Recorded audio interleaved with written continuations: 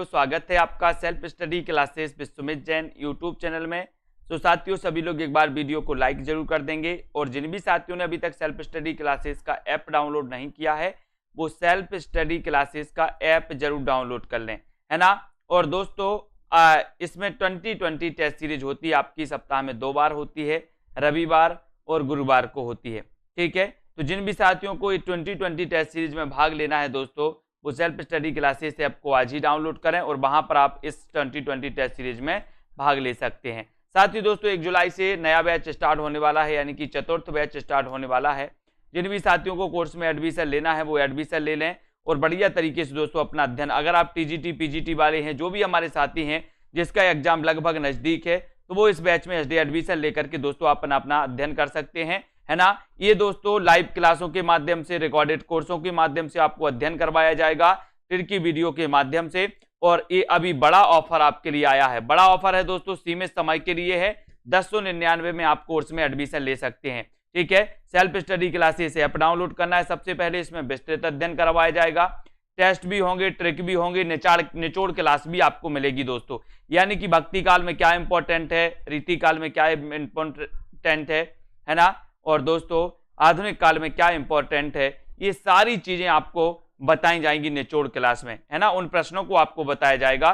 तो जिनको भी एडमिशन लेना है वो आज ही self study classes app download करें। और दोस्तों स्टार्ट करते हैं आज का ये सेशन। यहां तक कल अपन ने पढ़ा था हरिवंश राय बच्चन की आत्मकथा कितने भागों में प्रकाशित है। एक क्वेश्चन एक बार और जल्दी से आपको बताना है। हरिवंश राय बच्चन का जन्म हुआ था दोस्तों, कब हुआ था? 1907 में हुआ था, है ना। इन्हें क्षय रोमांस का कवि भी कहा जाता है दोस्तों, क्षय रोमांस का कवि। आपसे कभी अगर पूछा जाए कि क्षय रोमांस का कवि किसे कहा जाता है, तब आप बताना हरिवंश राय बच्चन को, है ना। हरिवंश राय बच्चन की आत्मकथा कितने भागों में प्रकाशित है, तब आप क्या बताओगे? तब आपको बताना है 4 भागों में प्रकाशित है, जैसे कि आप दोस्तों पहले भी पढ़ चुके हैं, ठीक है। चलिए अगला क्वेश्चन आपकी स्क्रीन पर आ रहा है दोस्तों। हिंदी में रिपोर्टाज विधा के जनक कौन है? हिंदी में रिपोर्टाज विधा के जनक कौन माने जाते हैं? प्रश्न क्रमांक 28। शिवदान सिंह चौहान, पदम सिंह शर्मा, नंद दुलारे वाजपेयी या फिर परमानंद श्रीवास्तव, कौन माने जाते हैं हिंदी में रिपोर्टाज विधा के जनक? सीधे सीधे आपको बताना है, तब आपका उत्तर क्या हो जाएगा यहां पर। हिंदी में रिपोर्टाज विधा के जनक कौन माने जाते हैं? और रिपोर्टाज आपने पढ़ा होगा दोस्तों लक्ष्मीपुरा, कौन सा पढ़ा है? सॉरी लक्ष्मीपुरा, ठीक है, लक्ष्मीपुरा पढ़ा होगा, है ना। लक्ष्मीपुरा रिपोर्टाज किसका है? तो बोले सर शिवदान सिंह चौहान का है ना। और ये आपका सही हो जाएगा, ये हिंदी में रिपोर्टाज विधा के जनक माने जाते हैं शिवदान सिंह चौहान, है ना। 1 नंबर आपका बिल्कुल सही, बहुत बढ़िया, सभी लोगों ने बिल्कुल सही बताया है। नागरी प्रचारणी पत्रिका का प्रकाशन वर्ष क्या है? अब बताइए नागरी प्रचारणी पत्रिका का प्रकाशन वर्ष क्या है? 29 का आंसर आपसे पूछा गया, तो सभी लोग आंसर बताएंगे। अपन पहले पढ़ चुके हैं कि सर नागरी प्रचारणी सभा की स्थापना हुई थी कब? 1893 में, है ना। 1893 में हुई थी नागरी प्रचारणी सभा की स्थापना।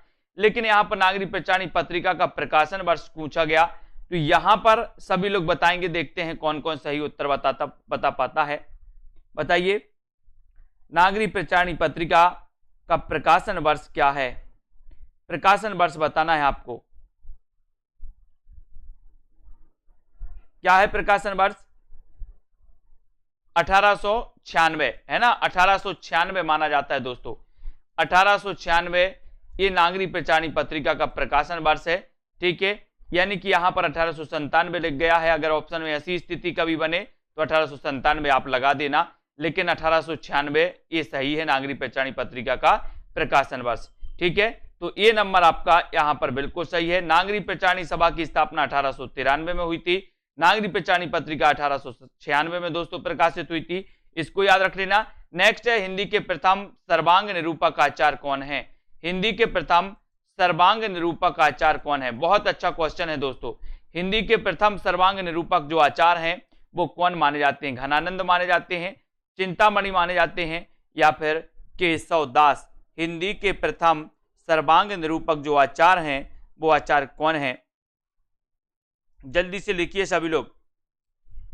हिंदी के प्रथम सर्वांग निरूपक आचार्य, और बढ़िया सा उत्तर सभी लोगों का आया है कि सर अगर हिंदी के प्रथम सर्वांग निरूपक आचार्य की आप बात करोगे तब आपका उत्तर सीधा चला जाता है कहां की ओर, केशवदास। केशवदास आप लोगों के लिए दिख गया था क्या, है ना। हिंदी के प्रथम सर्वांग निरूपक आचार्य केशवदास माने जाते हैं, है ना। और केशवदास को आपको बताना है कि केशवदास को रीतिकाल का प्रवर्तक किसने माना है, बताइए जल्दी से। केशवदास को रीतिकाल का प्रवर्तक किसने माना है, कमेंट में लिखना है। जिनसे भी बनता है वो सभी लिखेंगे केशवदास को रीतिकाल का प्रवर्तक किसे माना जाता, किसने माना है, ये आपको चयन करना है। हिंदी के प्रथम सर्वांग निरूपक आचार्य हैं दोस्तों केशवदास। अब आपको बताना है, बताइए जल्दी से। नेक्स्ट क्वेश्चन है, रीतिकालीन राष्ट्रीय कवि हैं कौन है। रीतिकालीन दोस्तों राष्ट्रीय काव्यधारा से संबंधित जो कवि हैं वो कौन है ना। पता है प्रश्न क्रमांक 31 में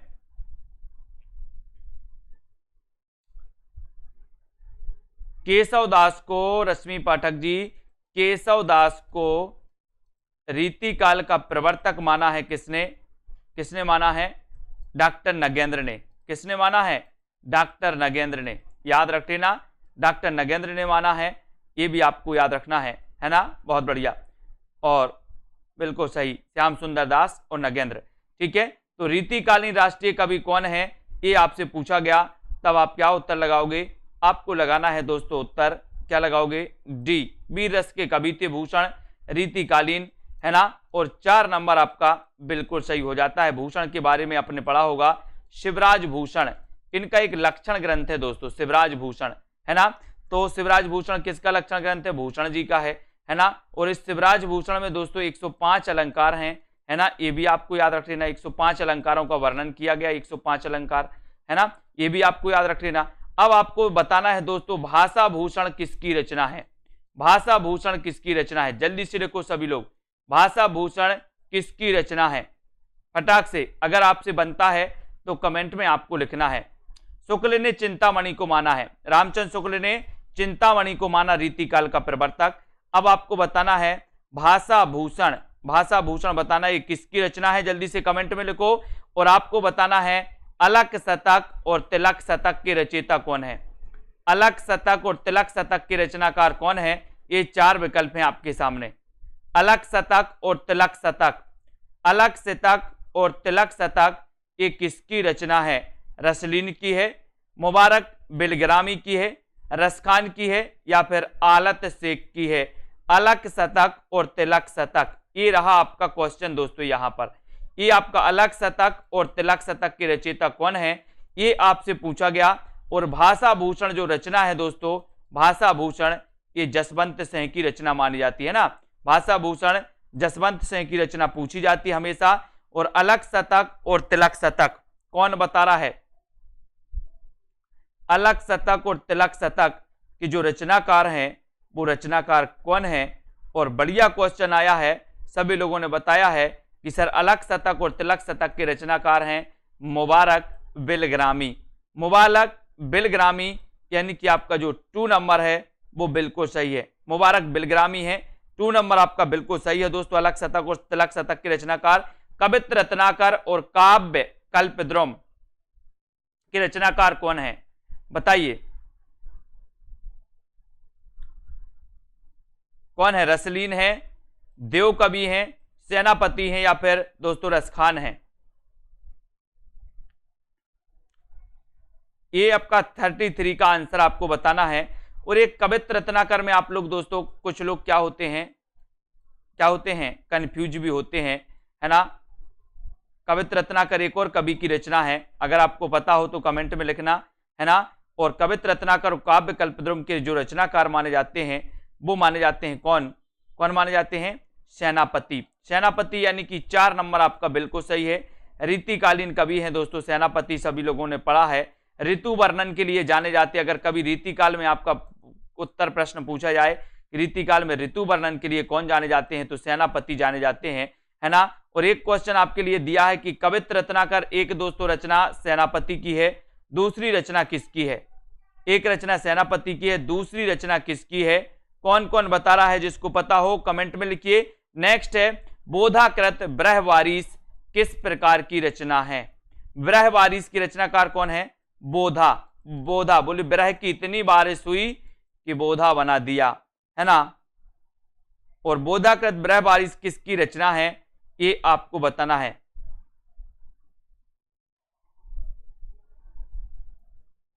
माता प्रसाद, बहुत बढ़िया, ममता रावत जी, माता प्रसाद की है दोस्तों कवित्र रत्नाकर। मैंने आपको कई बार बताया है माता प्रसाद किसकी है, माता प्रसाद की है। माता प्रसाद की भी रचना है कवित्र रत्नाकर, है ना। अब यहां पर बोधाकृत ब्रहवारिस किस प्रकार की रचना है, ये आपको बताना है। मुक्तक काव्य है, प्रशस्ति काव्य है, प्रबंध काव्य है, या फिर चंपू काव्य है। ब्रहवारिस तो आपको पता ही है दोस्तों, ब्रह की बारिश इतनी हुई, ठीक है। तो ये आपको बताना है बोधाकृत ब्रहवारिस के रचनाकार कौन माने, बोधाकृत ब्रहवारिस किस प्रकार की रचना है, ये मुक्तक काव्य है या प्रशस्ति काव्य है ब्रहवारिस। तो आपका यहां पर बिल्कुल सही आंसर है दोस्तों कि ये प्रबंध काव्य है। क्या है?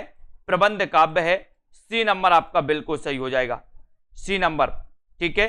ये प्रबंध काव्य माना जाता है दोस्तों ब्रहवारिस, ठीक है, इसको याद रख लेना, सी नंबर, ठीक है। अगला क्वेश्चन देखते हैं। अगला क्वेश्चन आपको बताना है मैथिली शरण गुप्त की लोकप्रियता का मूल आधार क्या है। मैथिली शरण गुप्त की लोकप्रियता का आपको बताना है, लोकप्रियता का मूल आधार कौन सा है। भारत भारती है, साकेत है, यशोधरा है, या फिर पंचवटी है। सभी लोग बताएं, मैथिली शरण गुप्त की लोकप्रियता का मूल आधार क्या है। सभी लोगों को बताना है मैथिली शरण गुप्त की प्रसिद्धि का मूल आधार क्या है।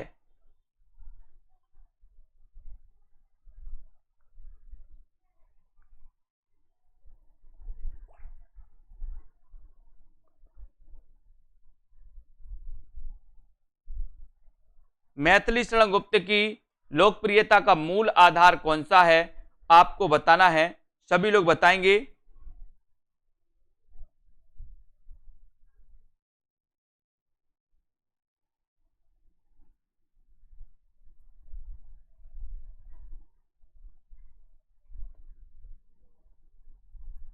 तो यहां पर आपका राइट आंसर है दोस्तों, मूल आधार है भारत भारती, यानी कि एक नंबर आपका बिल्कुल सही है।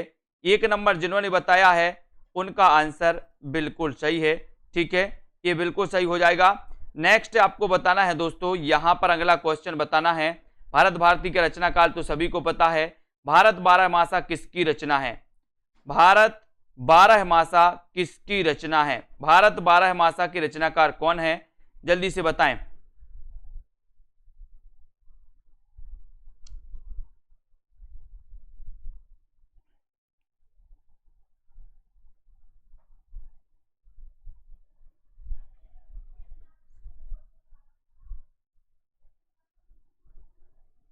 भारत बारहमासा के रचनाकार कौन माने जाते हैं, ये आपको बताना है। अच्छा क्वेश्चन है दोस्तों, प्रश्न क्रमांक 36 में आपको चयन करना है।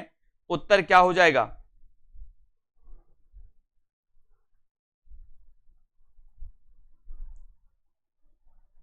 राइट आंसर हो जाएगा दोस्तों, भारत बारहमासा किसकी रचना है, तो ये रचना है किसकी है, राधा कृष्ण दास की। राधा कृष्ण दास की, यानी कि 3 नंबर आपका बिल्कुल सही है। भारत बारहमासा के रचनाकार कौन है, राधा कृष्ण दास। वेरी गुड आंसर, ठीक है, राधा कृष्ण दास आपका राइट आंसर है। मैथिली शरण गुप्त की प्रथम रचना कौन सी है। मैथिली शरण गुप्त की प्रथम रचना कौन सी है, बताएं। मैथिली शरण गुप्त की प्रथम रचना कौन सी मानी जाती है, ये क्वेश्चन अपन पहले भी पढ़ चुके हैं। सभी से बनेगा। मैथिली शरण गुप्त के बारे में लगभग सभी लोगों को पता है कि सर इनकी रचना एक भारत भारती है ना।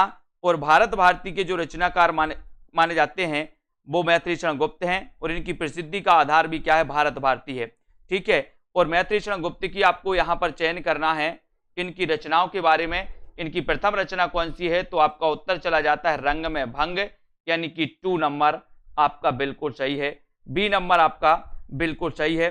Very good. अगला क्वेश्चन, जादू की कुर्सी नाटक के लेखक कौन है? जादू की कुर्सी, अच्छा क्वेश्चन है। जादू की कुर्सी नाटक के जो रचनाकार माने जाते हैं वो कौन माने जाते हैं? बताइए, सीधा सीधा क्वेश्चन आपको बताना है। जादू की कुर्सी बलराज साहनी है, रंगे राघव है, भीष्म साहनी है, या फिर मुद्रा राक्षस है? सीधा आपको बताना है जादू की कुर्सी नाटक के लेखक कौन है। देखते हैं किस पे उत्तर बनता है दोस्तों, है ना। जादू की कुर्सी आपको बताना है, और ये जादू की कुर्सी बोले सर बलराज साहनी, किसकी है कृति? ये बलराज साहनी की। ये नंबर आपका बिल्कुल सही हो जाएगा, ये नंबर बलराज साहनी की कृति है। अगले क्वेश्चन की ओर बढ़ेंगे। औरंगजेब की आखिरी रात एकांकी के रचनाकार कौन है? औरंगजेब की आखिरी रात एकांकी के रचनाकार आपको चयन करना है। ये रचना किसकी है दोस्तों?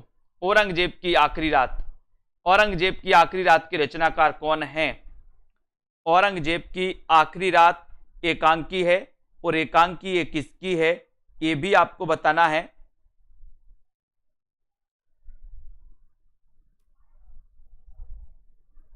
चालीस का आंसर सभी लोग बताएंगे। औरंगजेब की आखिरी रात, और औरंगजेब की आखिरी रात के जो रचनाकार हैं वो रचनाकार कौन है? वो रचनाकार हैं राम कुमार वर्मा, है ना। राम कुमार वर्मा है, वेरी गुड। ये नंबर आपका औरंगजेब की आखिरी रात एकांकी है, और एकांकी किसकी है दोस्तों? राम कुमार वर्मा की एकांकी है। ठीक है, नेक्स्ट है अतीत के चलचित्र के रचनाकार कौन है? दोस्तों सीधे सीधे क्वेश्चन आपको बताते जाना है। अतीत के चलचित्र ये किसकी रचना है? राम कुमार वर्मा की है, रांगे राघव महादेवी वर्मा, या फिर नरेश मेहता की? दोस्तों 1 तारीख से न्यू बैच स्टार्ट हो रहा है ना, जिसमें आपको हिंदी साहित्य शुरुआत से पढ़ाया जाएगा। जिन भी साथियों को शुरुआत से पढ़ना है वो कोर्स में एडमिशन लेकर के अपनी तैयारी कर सकते हैं। अपनी तैयारी दोस्तों 1 महीने में भी बहुत आराम से कर सकते हो, है ना, क्योंकि रिकॉर्डेड कोर्स भी आपको मिलने वाला है, लाइव क्लासें भी आपको मिलने वाली हैं, साथ ही बहुत सारे टेस्ट आपको मिलने वाले हैं। ठीक है, तो अगर आप मन से करते हो तो 1 महीने में भी आप तैयारी कर सकते हो। अतीत के चलचित्र के रचनाकार कौन है, तब आपसे यहां से पूछा गया, और उत्तर चला जाएगा महादेवी वर्मा, और 3 नंबर आपका बिल्कुल सही है। 1907 में इनका जन्म हुआ था दोस्तों, महादेवी वर्मा का, है ना। छायावाद की कवित्री हैं, रहस्यवाद से प्रभावित हैं। इनकी बौद्ध धर्म से रचना दोस्तों प्रभावित मानी जाती है कौन सी? रश्मि, है ना। और इनकी यामा के लिए इन्हें ज्ञानपीठ पुरस्कार भी मिला था। तुलसीदास विनय पत्रिका, तुलसीदास की विनय पत्रिका की भाषा क्या है? तुलसीदास की विनय पत्रिका की भाषा क्या है ये आपको बताना है। तुलसीदास की विनय पत्रिका की भाषा क्या है? भाषा क्या है? ब्रज है, अवधी है, या फिर बताइए खड़ी बोली, या फिर मगही? तुलसीदास की विनय पत्रिका की भाषा है तो क्या है? भाषा क्या है? तुलसीदास की विनय पत्रिका की भाषा क्या है? और आपका उत्तर है ब्रज भाषा। कौन सी है? तुलसीदास की विनय पत्रिका की जो भाषा है वो ब्रज भाषा है ना। और विनय पत्रिका की रचना इन्होंने क्यों की थी? इन्होंने कलिकाल की मुक्ति के लिए, कलिकाल की मुक्ति हेतु विनय पत्रिका की रचना की थी। किसने? तुलसीदास ने। ये भाषा पूछा ही जाता है, ठीक है, तो ये भी अपन को याद करना है। कलिकाल की मुक्ति हेतु की थी, ये भी आपको याद रख लेना। काव्य विवेक के रचनाकार कौन है? काव्य में विवेक, काव्य विवेक के रचनाकार कौन है? देव, मतिराम, चिंतामणि, या फिर केशवदास? काव्य विवेक के रचनाकार कौन माने जाते हैं ये भी आपको बताना है।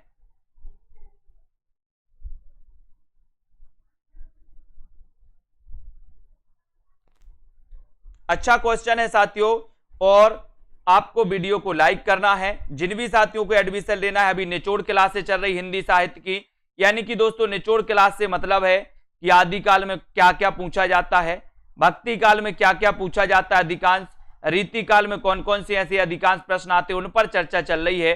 तो जिनको भी दोस्तों इस एडमिशन लेना है कोर्स में, उनको निचोड़ क्लास भी मिलेंगी, उनको प्रैक्टिस सेट भी मिलेंगे, टिरकी वीडियो भी मिलेंगे, विस्तृत अध्ययन वाले वीडियो भी मिलेंगे, और रिकॉर्डेड कोर्स पूरा मिलेगा प्लस लाइव क्लासों से आपका दोस्तों और अध्ययन करवाया जाएगा। काव्य में विवेक की चिंता, मैंने आपको याद करवाया था कि काव्य में विवेक की चिंता, काव्य में विवेक की चिंता, तो चिंतामणि, चिंतामणि को क्या माना है, रामचंद्र शुक्ल ने रीतिकाल का प्रवर्तक माना है चिंतामणि को, है ना। सभी लोगों को लगभग पता होगा। देव किस प्रकार के कवि हैं, देव किस प्रकार के कवि हैं, अलंकारवादी हैं, रीतिवादी हैं, रसवादी हैं या फिर वक्रोक्तिवादी हैं। ये बहुत अच्छा क्वेश्चन 44 का देव बताना है। बताएं देव किस प्रकार के कवि हैं, देव किस प्रकार के कवि माने जाते हैं। देव कवि आपने दोस्तों देव कवि के बारे में पढ़ा होगा, है ना। और देव ने छल नामक 34वां संचारी भाव बाना, ये भी आपको पता होगा, ठीक है। और देव किस प्रकार के कवि माने जाते हैं, तब आपका उत्तर हो जाएगा दोस्तों, ये माने जाते हैं कैसे, रसवादी कवि। देव किस प्रकार के माने जाते हैं, रसवादी। अच्छा क्वेश्चन है, गलत नहीं करना, ये अलंकारवादी नहीं है, ये रसवादी हैं। कैसे हैं, रसवादी कवि माने जाते हैं। यानी कि आपका 3 नंबर सही हो, 3 नंबर आपका सही हो जाएगा, ठीक है। देव रसवादी आचार हैं, है ना, बहुत बढ़िया। अगला क्वेश्चन देखते हैं, देव किस प्रकार के कवि, ये तो आपका हो ही गया है।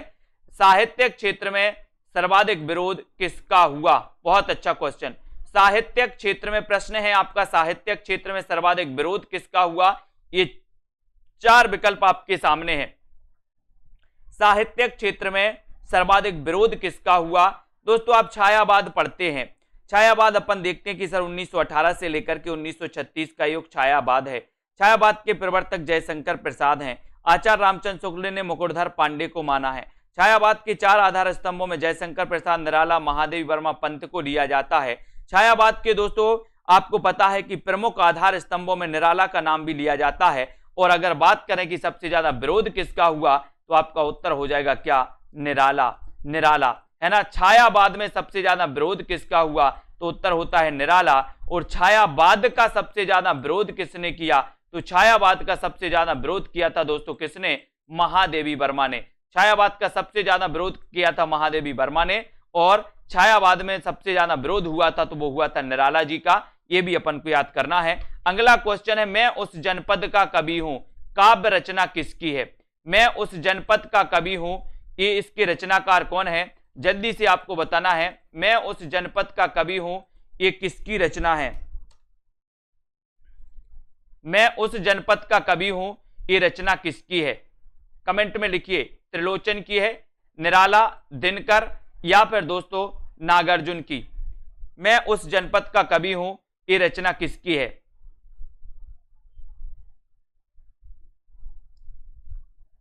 सभी लोगों को कमेंट में लिखना है। और अच्छा क्वेश्चन है, बढ़िया क्वेश्चन है, सभी लोग आंसर बताएंगे और बोले सर ये जो रचना है मैं उस जनपद का कवि हूं, ये रचना है किसकी, त्रिलोचन जी की। किसकी रचना है, त्रिलोचन जी की है, ठीक है। बहुत बढ़िया आंसर सभी लोगों का, त्रिलोचन सही आ गया। त्रिलोचन का वास्तविक नाम क्या था दोस्तों, वासुदेव सिंह, है ना, Vasudev Singh, very good. Next है, भूल गलती कविता के रचनाकार कौन है। भूल गलती, भूल गलती ये कविता किसकी है, ये भूल गलती कविता किसकी है। अच्छा क्वेश्चन है, भूल गलती कविता के रचनाकार कौन माने जाते हैं, त्रिलोचन, मुक्तिबोध, दिनकर या फिर नागार्जुन। भूल गलती कविता किसकी है।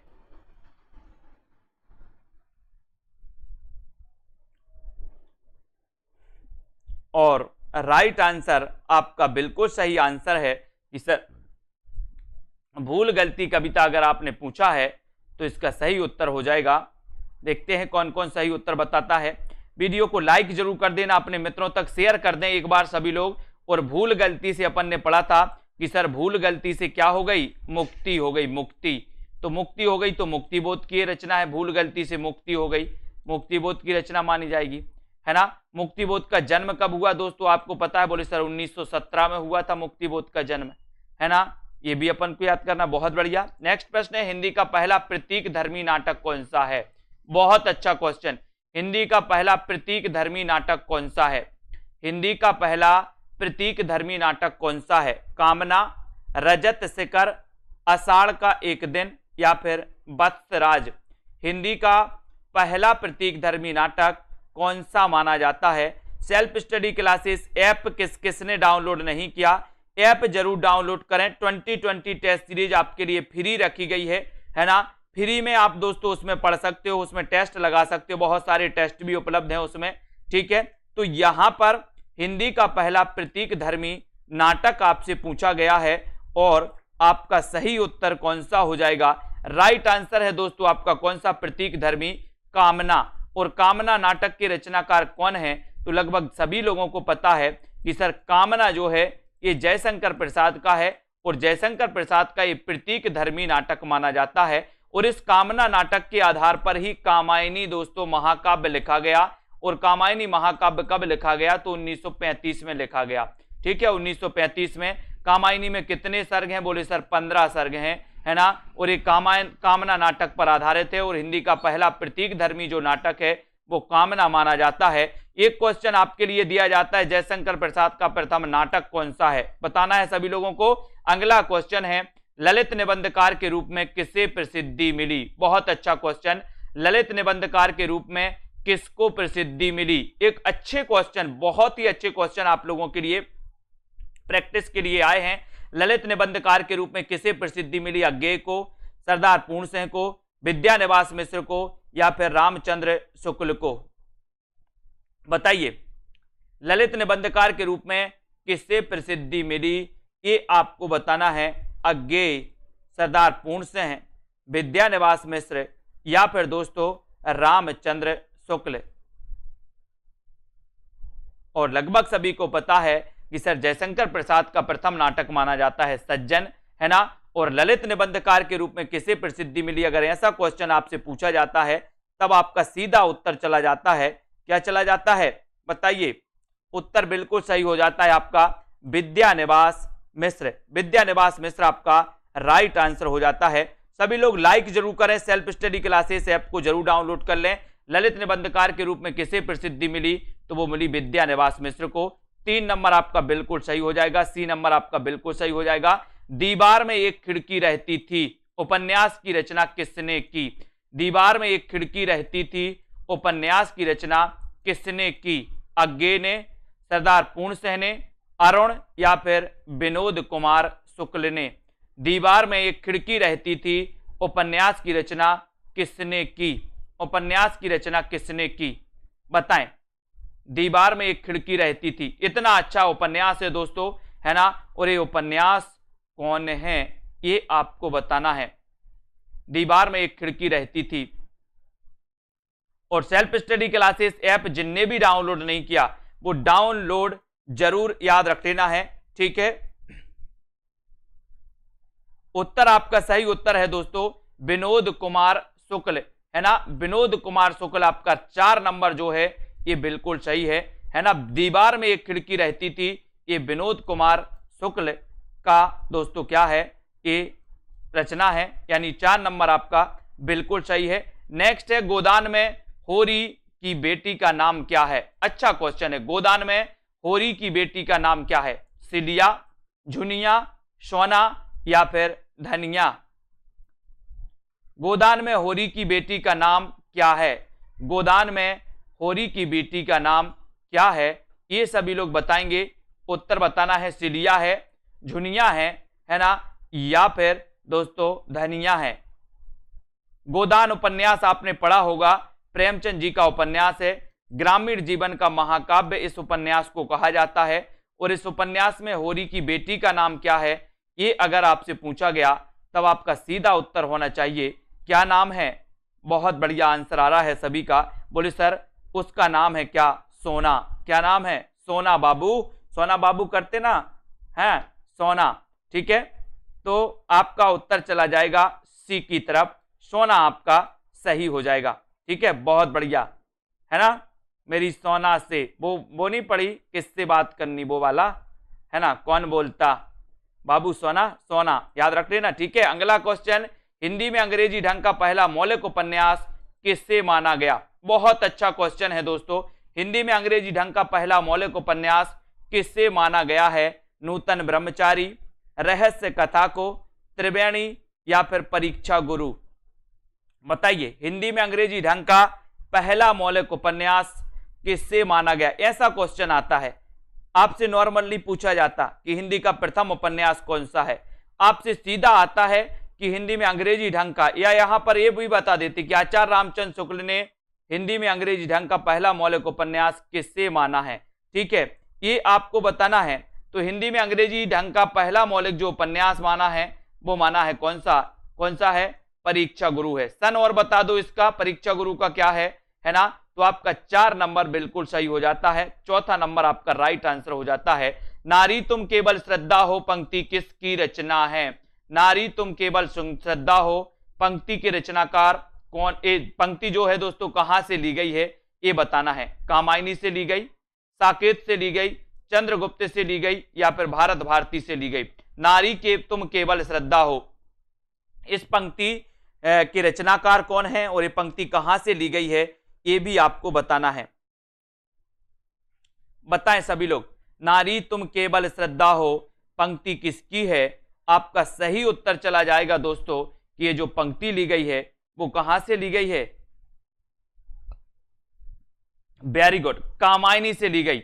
अब कामायनी से ली गई तो इसका रचनाकाल 1935 लगभग सभी को पता है ना। अब इसमें श्रद्धा किसका प्रतीक है? श्रद्धा का बताना है आपको, किसका प्रतीक है दोस्तों बताइए।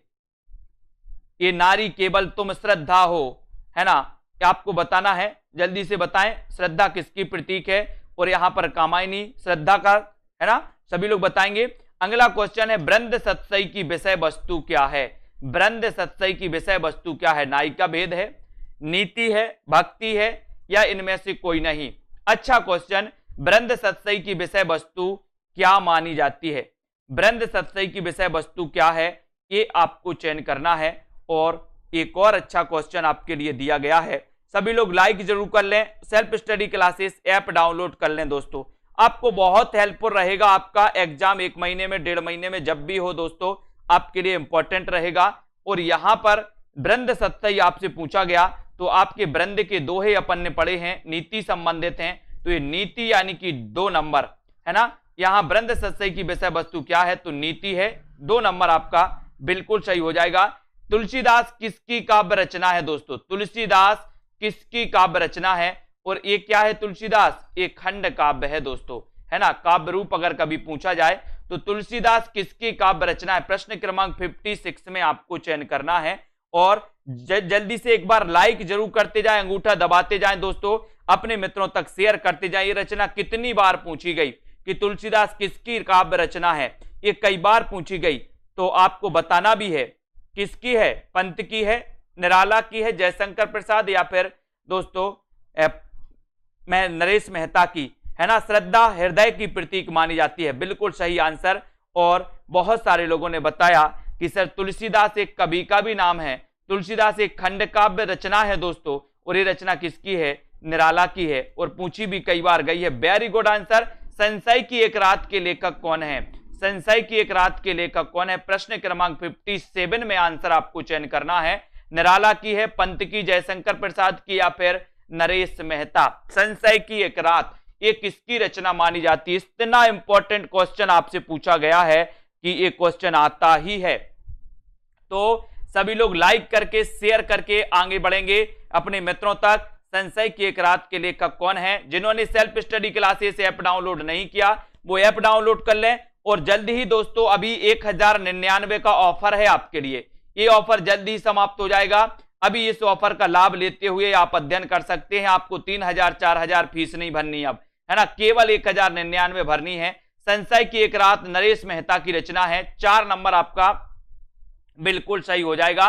भय भी शक्ति देता है किसका काव्य संग्रह है? भय भी शक्ति देता है किसका काव्य संग्रह है? नरेंद्र मोहन का, उदय प्रकाश का, लीलाधर जगुड़ी, या फिर नरेश मेहता? भय भी शक्ति देता है, भय भी शक्ति देता है, बताइए 58 का आंसर ये किसका काव्य संग्रह है? भय भी शक्ति देता है काव्य संग्रह के रचनाकार कौन माने जाते हैं? उत्तर आपको चयन करना है, उत्तर आपको बताना है।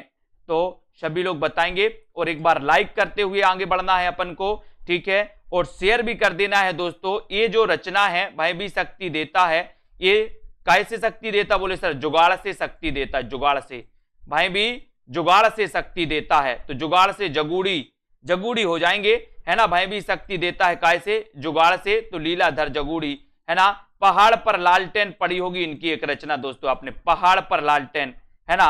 और दोस्तों भाई भी शक्ति देता है लीलाधर जगूड़ी, है ना। Very good. नेक्स्ट है भवानी प्रसाद मिश्र की कविताएं किस सप्तक में प्रकाशित हुई थी। भवानी प्रसाद मिश्र, और भवानी प्रसाद मिश्र का जन्म अपन ने पढ़ा था दोस्तों 1914 में हुआ था, है ना। और इनकी कविताएं किस सप्तक में प्रकाशित हुई ये भी आपको बताना, पहला तार सप्तक, दूसरा तार सप्तक, है ना, तीसरा सप्तक या चौथा सप्तक, किस तार सप्तक में दोस्तों ये प्रकाशित हुई थी भवानी प्रसाद मिश्र की रचनाएं, बताएं। अच्छा क्वेश्चन है, यहां पर आ जाओ। भवानी प्रसाद मिश्र की कविताएं किस, हाँ पहाड़ पर, हाँ बिल्कुल, वेरी गुड, पहाड़ पर लालटेन मंगलेश डबराल की है, सॉरी, है ना, पहाड़ पर लालटेन मंगलेश डबराल की है, सॉरी, ठीक है। भवानी प्रसाद मिश्र की कविताएं किस सप्तक में है, तब आपका उत्तर हो जाएगा, बोले हरि भवानी शकुन करे, और उत्तर चला जाता है दूसरा सप्तक, दूसरा सप्तक, यानी कि 2 नंबर आपका बिल्कुल सही है। भवानी प्रसाद मिश्र की कविताएं किस सप्तक में है, द्वितीय तार सप्तक में है। वेरी गुड, बहुत बढ़िया, ठीक है। पहाड़ पर लालटेन के रचनाकार मंगलेश डबराल हैं, है ना, लीलाधर जगूड़ी नहीं। याद रख लो, मेरे राम का मुकुट भीग रहा है किसका निबंध है, मेरे राम का मुकुट भीग रहा है, ये निबंध किसका है, ये आपको बताना है। विद्यानिवास मिश्र का है, कुबेर नाथ राय का, हरिशंकर परसाई का है, या फिर दोस्तों धर्मवीर भारती का है। मेरे राम का मुकुट भीग रहा है, ये बताइए, मुकुट भीग रहा है किसका निबंध है, किसका निबंध है, बताएं सभी लोग। विद्यानिवास मिश्र, कुबेर नाथ राय, हरिशंकर परसाई, धर्मवीर भारती, ठीक है, बहुत बढ़िया, बताएं। मेरे राम का मुकुट भीग रहा है, एक कई बार पूछा गया ये क्वेश्चन दोस्तों, मेरे राम का मुकुट भीग रहा है, बोले तुमने कैसे जाना, बोले हमने विद्या से जाना, कैसे जाना, विद्या से जाना। तो विद्यानिवास मिश्र, मेरे राम का मुकुट भीग रहा है, विद्यानिवास मिश्र, यानी कि आपका जो 1 नंबर है वो बिल्कुल सही आंसर चला जाता है। लाइक जरूर कर लेना, सेल्फ स्टडी क्लासेस ऐप को डाउनलोड जरूर कर लेना। ध्रुव स्वामिनी नाटक की रचना किसने की दोस्तों, ध्रुव स्वामिनी नाटक की रचना किसने की, जयशंकर प्रसाद ने, कुबेर नाथ राय, भारतेंदु हरिश्चंद्र, या फिर धर्मवीर भारती। ध्रुव स्वामिनी नाटक की रचना किसने की है ये आपको बताना है। और आपको पता होगा दोस्तों कि सेल्फ स्टडी क्लासेस ऐप में आपके लिए रविवार और गुरुवार 2 दिन बिल्कुल 2020 टेस्ट सीरीज फ्री होती है ना, फ्री होती है। तो उस टेस्ट सीरीज में भी आप भाग ले सकते हैं, पहले के बहुत सारे टेस्ट हैं वो भी आप दे सकते हैं, है ना। तो सेल्फ स्टडी क्लासेस आज ही ऐप डाउनलोड कर लें, और हिंदी साहित्य के कोर्स में 1099 में आप एडमिशन ले सकते हैं। मॉडल पेपर टीजीटी पीजीटी के 450 में दोस्तों, है ना, और हिंदी साहित्य की 3000 प्रश्नों की टेस्ट सीरीज मात्र आपको 400 रुपए में इसमें ले सकते हो, ठीक है। ध्रुव स्वामिनी नाटक की रचना के जो रचनाकार हैं दोस्तों वो कौन है, वो जयशंकर प्रसाद हैं। इनका जन्म कब हुआ था, 1889 में हुआ था, इनको भी अपन को याद रख लेना है, ठीक है। Very good. Next question, Hindi का सर्वप्रथम गीत नाट्य कौन सा है, गीति नाट्य बताना है, गीति नाट्य कौन सा है। यहां पर 4 विकल्प हैं, प्रथम बताना है दोस्तों, आपको पता होगा, है ना। हिंदी का सर्वप्रथम गीति नाट्य कौन सा माना जाता है, अनग है, करुणालय है, प्रभात है, या फिर पंचवटी प्रसंग है। हिंदी का प्रथम गीति नाट्य कौन सा माना जाता है। और यहां पर आपको पता होगा दोस्तों कि ये जो गीति नाट्य है इसका रचना काल क्या है, 1913, और ये कौन सा है, करुणालय, बोले 13 करुणालय, 13 करुणालय, है ना। तो करुणालय ये गीति नाट्य है, और दोस्तों ये हिंदी का प्रथम गीति नाट्य माना जाता है ना। कुछ विद्वान पंचवटी प्रसंग को मानते हैं, है ना, लेकिन ये करुणालय आपका सही है, अधिकांश विद्वानों और यही उत्तर सही होता है इस प्रकार के प्रश्नों में। कबूतर खाना किस एकांकीकार की रचना है, कबूतर खाना किस एकांकीकार की रचना है, विनोद रस्तोगी, मोहन राकेश, भुवनेश्वर, या फिर जगदीश चंद्र माथुर। कबूतर खाना किस एकांकीकार की रचना है, जल्दी से आपको बताना है। और ऐसे कौन से साथी हैं जिन्होंने self study classes app download नहीं किया, सभी लोग करें। 1 जुलाई से नया बैच स्टार्ट होने वाला, यानी कि चतुर्थ बैच स्टार्ट होने वाला है दोस्तों हिंदी साहित्य का। उस बैच में आप एडमिशन ले सकते हैं और पढ़ सकते हैं, ठीक है। और ये ऑफर है अभी 1099 का, तो इस ऑफर का लाभ आप ले सकते हो, है ना। तो कबूतर खाना किस एकांकीकार की रचना है, ये अगर आपसे पूछा गया तब आप उत्तर क्या लगाओगे? कबूतर खाना। आपने सुना होगा दोस्तों, कबूतर जा जा जा, है ना, बोले जगदीश चंद्र माथुर, माथुर, है ना। तो कबूतर खाना एकांकी है जगदीश चंद्र माथुर की, यानी कि उत्तर आपका डी की ओर चला जाता है। डी नंबर आपका बिल्कुल सही हो जाता है। Very good. नेक्स्ट है, आधे अधूरे नाटक के प्रमुख स्त्री पात्र का नाम क्या है? आधे अधूरे नाटक, आधे अधूरे नाटक किसका है? मोहन राकेश का है, सभी लोगों को पता है। इसके स्त्री पात्र का नाम क्या है, ये आपको बताना है। आधे अधूरे नाटक के स्त्री पात्र का नाम क्या है? मालती है, जया है, सावित्री है, या फिर अलका है? क्या है आधे अधूरे नाटक के प्रमुख स्त्री पात्र का नाम क्या है? सभी लोग आंसर बताएंगे। इतना अच्छा क्वेश्चन है, बढ़िया क्वेश्चन है। लाइक जरूर करना, शेयर कर देना अपने मित्रों तक, और इसी प्रकार से बने रहें। रोज 9 बजे एक क्लास होती है आपके लिए, है ना दोस्तों। इस क्लास में प्रैक्टिस करते हैं अपन लोग, और यहां पर आपने बिल्कुल सही आंसर बताया है कि सर सावित्री, सावित्री जो है ये सावित्री, यानी कि सी नंबर आपका सही है। ये आधे अधूरे नाटक की प्रमुख स्त्री पात्र का नाम है सावित्री, और 3 नंबर आपका बिल्कुल सही हो जाएगा। 3 नंबर राइट आंसर हो जाएगा। वेरी गुड, सभी को धन्यवाद। इसी प्रकार से पढ़ते रहें दोस्तों। ये 2020 टेस्ट सीरीज है, इसमें आप भाग ले सकते हैं। बोले सर कैसे ले सकते हैं? तो आपको सबसे पहले self study classes app download करना है। Self study classes app download करने के बाद आप दोस्तों इसमें अगर एडमिशन लेना तो एडमिशन ले सकते हो, नहीं तो इन टेस्ट सीरीज में आप भाग ले सकते हो, ठीक है। उसके बाद दोस्तों आपके लिए 1 जुलाई से चतुर्थ बैच स्टार्ट हो रहा है सेल्फ स्टडी क्लासेस में हिंदी साहित्य का, स्पेशली टीजीटी पीजीटी के लिए, ठीक है। और इसी प्रकार से अध्ययन करें, है ना। और दोस्तों बढ़ते रहें। रंजू जी और भी वीडियो हैं, आप दे सकते हैं, है ना। आपके पास अगर समय नहीं है तो और भी वीडियो है, उनको भी देखते जाएं आराम से, है ना।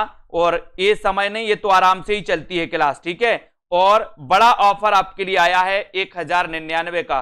1099 के इस ऑफर के साथ आप दोस्तों इसमें एडमिशन ले सकते हैं। 9 बजे आइए, 9 बजे से आराम से पढ़िए और अध्ययन करते रहिए, है ना। और निरंतर जो अध्ययन करते हैं उन्हीं का सिलेक्शन होता है ना। जो दोस्तों सोचते हैं कि एग्जाम के 1 महीना पहले पढ़ लेंगे, आधा महीना या 10 दिन पहले पढ़ लेंगे, वो तो छोड़ दो, है ना। इसलिए हिंदी साहित्य के कोर्स में जिनको एडमिशन लेना है, विस्तृत टेस्ट ट्रिक निचोड़ क्लास तो ले सकते हैं और अध्ययन अपना कर सकते हैं। रामदयाल रचना जी, नवदीप सोनिया, मनीषा जी, कल्पना राममूरत जी, लक्ष्मी जी, डॉली सेठ जी, रमा जी, मोनिका मोहन, बीनू जी, लालदास, रंजू जी, रीना जी, पूजा जी, मनीषा, आकाश, उदय जी, लालदास, निरुपमा जी, दिनेश जी, अर्शदीप जी, सतीश जी, है ना, मंजू जी, मनीषा जी, अनीता, तनु जी, अमृता, लवली जी, बहुत बढ़िया, लालदास जी, ज्योति जी, नीता, गीतिका जी, बाल मुकुंद, भारती जी, विजय लक्ष्मी जी, सभी साथियों को धन्यवाद। कुबेर जी और लोकेश जी, अभय जी, ठीक है, पूजा जी, सरोज जी।